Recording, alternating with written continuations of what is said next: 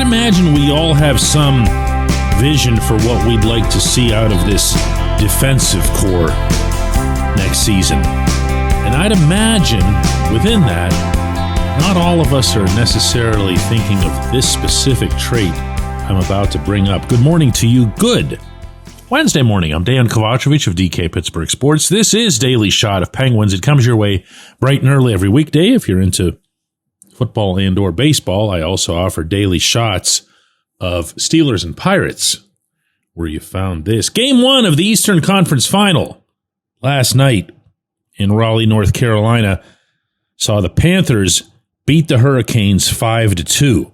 It really was not the snooze fest that I'd been fearing, shared with you on yesterday's show.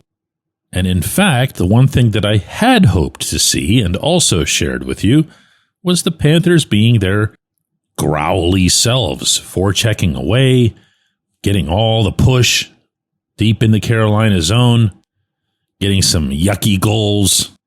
And that's going to be, I'm sure, the way most people will have seen that specific event. That's what it looked like. The Panthers being the Panthers. But afterward, I was hit by one specific advanced metric from this event, and that's that the Panthers had a 90% success rate at exiting their defensive zone. Think about that for a second. They would gain possession in the defensive zone, and they would make it out of there 90% of the time. That's outstanding. And it's a testament not just to a lot of their, underappreciated. I think their top defensemen get underappreciated in the league. Aaron Ekblad, Mikkola, but just all of them, not to mention how low their forwards are coming back to make sure that they can get the puck and skate it out of the zone if needed. They're just really tight. If you look at where the Panthers have been through their Game 7 in Toronto and now their Game 1 in Carolina, it's extremely similar. They're all over you. They're pressuring. But then when they do get the puck, they're still staying tight to each other and making sure that they're protecting the puck and their collective possession. 90%. Well, unfortunately, this stat's kind of tough to come by, but I decided to have a little bit of fun with it anyway for this show, and I looked up these Penguins, just now, this past season, in the regular season, and, for fair measurements, the Panthers in the regular season. And this stat's actually kind of easy to find, even though it's relatively newish, and that's the time that you spend in each of the three zones. What percentage of the game you spend in each zone. And this might throw you a little bit. The Penguins in the offensive zone, they were there 43.4% of the time. The Panthers were there 44.9%. A little bit better than Pittsburgh, not a ton. Neutral zone, exactly the same, 17.6%. I feel like the Penguins offensively had a neutral zone game going all season. They weren't good at all defensively. In the defensive zone, the Penguins were there 39% of the game. The Panthers were there 37.5% of the game. Again, fairly close. Nothing that you would find super striking in either way. The Panthers were a little bit better, the far end and the near end, and they were identical in the middle. What's that mean, and what's my point? Well, that's here. If Kyle Dubas is successful in trading Erik Karlsson, as I am 100%, speaking of percentages, sure that he's going to try to do, then he and his new coach are going to have to figure out either the right players to replace him, because it won't be just one guy, or the right system to make sure that the Penguins are staying tight enough that they can collectively work the puck out of the zone. Now, I can hear you right now. What are you talking about? Karlsson, all he does is turn the puck over and everything else. Karlsson is so much better at moving the puck out of his own end than he will ever in 100 years get credit for in Pittsburgh. Why? Because we recognize when he makes the big, dumb mistakes. What we don't recognize as readily is when he makes the 110-foot breakout right onto somebody's blade. That flips all of these numbers. That's such a massive influence on your possession time and where you are on the rink. And then from there, if you're catching the pass properly and you enter the offensive zone, you have a pretty good chance of making something happen there. Karlsson's not just good at that, he's great at that. So the burden would probably fall mostly to Chris Letang to make these things happen. Now, Letang has his issues when it comes to having passes blocked, shots blocked. That's something that's really just been part of his game from the very beginning. But he, too, is capable of better than average exit passes, that first pass. And so, by the way, is Matt Grzelcyk, especially second half of the season. Matt Grzelcyk, he is, of course, set to become an unrestricted free agent. I don't know if the Penguins are intending to bring him back. I haven't gotten any information on that. I also don't know if I'd want them to bring him back. I'd like to look around at the rest of this market before I say, yeah, let's just automatically commit to whatever this guy wants. But mark my words here. Dubas has already acknowledged that the biggest challenge that he has organizationally, certainly as it relates to the Pittsburgh roster, for the foreseeable future is redoing this blue line. And there are not a lot of answers in-house. You can project fairly safely that Owen Pickering will be up. He makes a decent first pass. I'd love to believe that Harrison Brunick could come up, but he's still a teenager.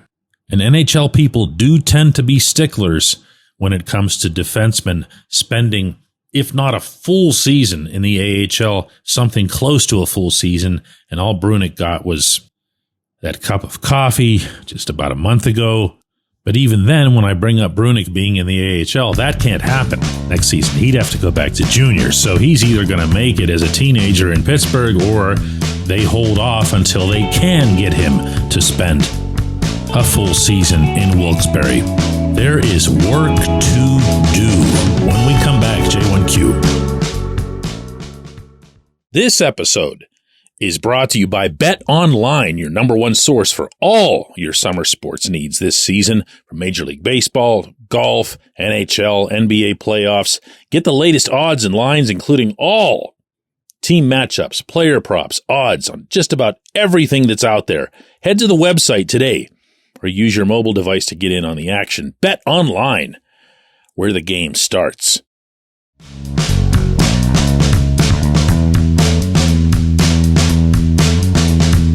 Today's J1Q comes from Rick right here in the city, and he, like many others, still won't let go of my subject matter from last Friday, in which I shared my stance that no, Marc-Andre Fleury should not have his number retired by the Penguins. Rick says, I 100% agree with your comment related to retiring Flower and Chris Letang's numbers. To me, retiring a number should be reserved for the best of the best. I love Flower and Letang, but if they get that, then why not Chris Kunitz, Pascal Dupuis, Kevin Stevens, etc., etc.? There's probably at least 10 guys in this category. They were all really, really good players, but there have been a lot of really, really good players. I feel that retiring numbers should be ultra selective and be reserved for the best of the best. Otherwise, it turns into what the NHL's Hall of Fame has become. A couple of things to bring up first, Rick. The Hall of Fame is not an NHL entity. There's a partnership, there's a relationship, but as with all of the major sports halls of fame, they stand on their own, and the real name of this one is the Hockey Hall of Fame, or HHOF when it gets abbreviated. Just throwing that in there. I also, you mentioned some names here you threw in, the, Kunitz and Duper and Artie and guys like that. And no, of course they don't belong in those categories. And certainly not with others that I've mentioned, whether it's Ronnie Francis, Tom Barrasso, and for that matter, since you get a little bit weary of seeing the 1970s just get utterly dismissed as if they never happened in Pittsburgh, remember that when Mario Lemieux set the franchise scoring record, it was a record that was held by Jean Pronovost, a very, very good player in his day. Now, that said, I'm also not comfortable putting Flower into this group, okay? Flower is the franchise leader in most goaltending categories.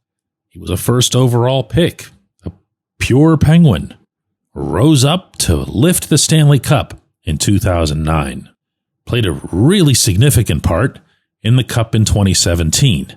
And on top of that, as happened everywhere with Flower, he forged these remarkable personal connections with the public everywhere he went. That's not nothing. And I don't think that's to be dismissed in conversations like these either.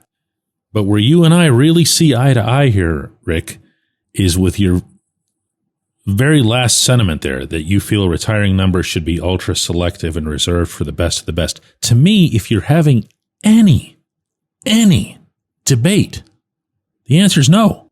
You look up there and you see those numbers, that's got to be 100%er for you, you know? And I know I got some blowback over my high bar comment. The Penguins have a higher bar than other franchises do. They should. 5 championships in 50 plus years? Come on.